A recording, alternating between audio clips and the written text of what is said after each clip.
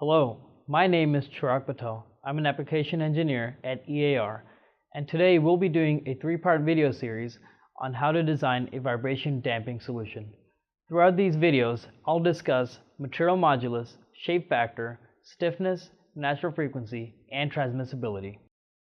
In part 1 of this video series, we'll discuss material modulus and shape factor, and why they're important in a vibration damping solution.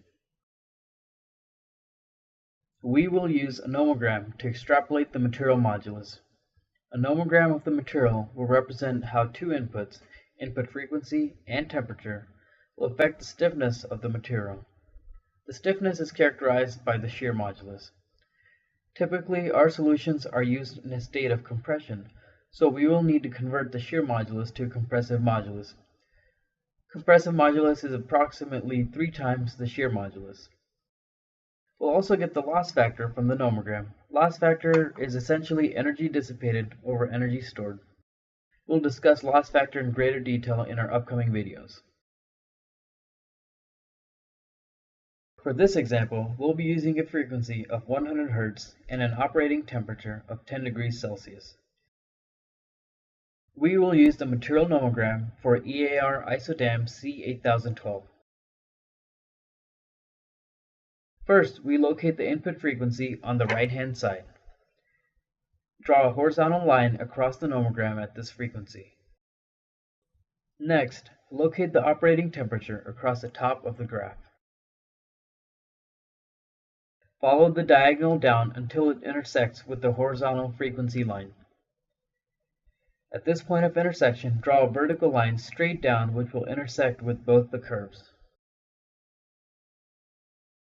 Where your vertical line intersects the S-shaped curve is the shear modulus, and the scale for that is on the left-hand side. In this scenario, the shear modulus is 5.5 megapascals, which puts the compressive modulus at 16.5 megapascals. The point at which the green line intersects the second curve is the loss factor.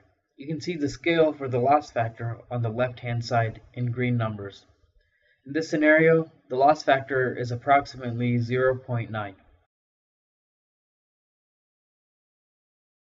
The second variable that dictates the performance of the part is the shape factor.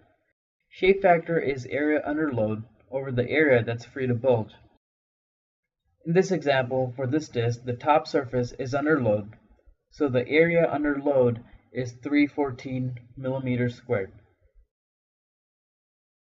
The area free to bulge is the surface area around the disc, which is 628 millimeters squared.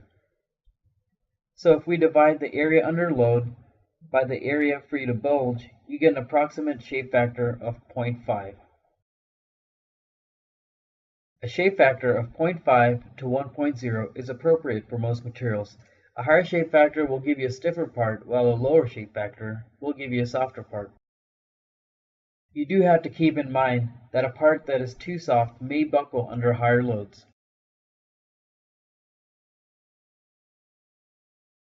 To learn more, be sure to subscribe to our YouTube channel to get updates on our next video in this 3-part series, which will cover stiffness and natural frequency.